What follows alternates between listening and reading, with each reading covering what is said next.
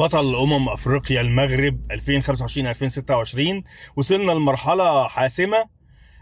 دور الاربعه سيمي فاينل، زي ما توقعنا في الحلقه السابقه ان السنغال هتكسب مالي باقل مجهود، وده حصل. ان المغرب هتكسب الكاميرون والماتش مش سهل، وده حصل. ان انا خايف على منتخب الجزائر اللي انا بشجعه بعد منتخب مصر من نيجيريا، وده حصل. ونيجيريا فعلا ارهقت منتخب الجزائر وفازت 2-0 وصعدت لقبل النهائي. طبعا انا ما توقعتش ماتش مصر وكوت ديفوار عشان كنت خاطر خايف على مصر من كوت ديفوار، لكن حصل اللي كلنا ما كناش نتوقعه، ان احنا نتقدم في اول 3 دقائق وبعد كده نجيب جون تاني، بعد كده كوت ديفوار ترجع المباراه، بعد كده ابو صلاح يجيب جون ونتقدم 3-1، وفي الاخر يخش فينا جون ونفوز بالمباراه ونصعد الى الدور قبل النهائي.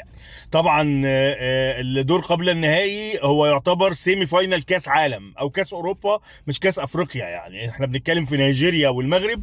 نيجيريا اقوى فرقه في افريقيا في الفتره الحاليه بدنيا والتحاما وسرعه وقوه ومثلث هجومي مرعب.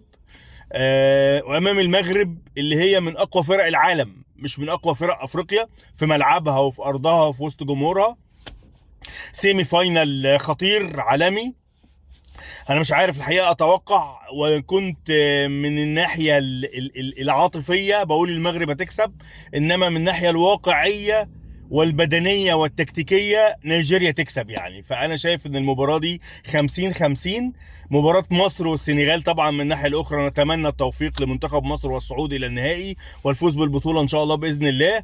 وان كان الماتش مش سهل زي ما احنا فاهمين، الناس لو فاهمه ان هيحصل زي كوت ديفوار هننزل نجيب جون وبعد كده التاني، فيعني طبعا اللي حصل في ماتش مش اكيد او لازم يحصل في ماتش تاني. السنغال فرقه تقيله، فرقه قويه، اغلبيتهم محترفين عندهم خبره بقياده ساديو ماني، فرقه عارفه ازاي تلعب مصر. حظها عالي علينا السنتين 3 اللي فاتوا، وان كان في المواجهات المباشره مصر فازت اكتر بكتير من السنغال يعني.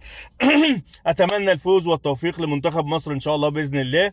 وبرضه 50-50 سيمي فاينل 50-50 نيجيريا مع المغرب 50-50، ماتش صعب التكهن وان كنت اقرب لنيجيريا.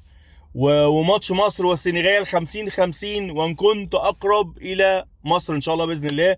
ويكون الفاينل مصر مع نيجيريا والثالث والرابع المغرب مع السنغال. يعني ده مجرد توقعات، لان البروبابيلتي الفوز 50-50، مفيش حد مؤكد فوزه عن التاني. وان شاء الله باذن الله نشوفكم بعد السيمي فاينل اللي هو يبقى يوم الاربع ان شاء الله، يوم الاربع الموافق 14 يناير الساعة 6 مباراة مصر والساعة 9 مباراة المغرب ونيجيريا ان شاء الله باذن الله.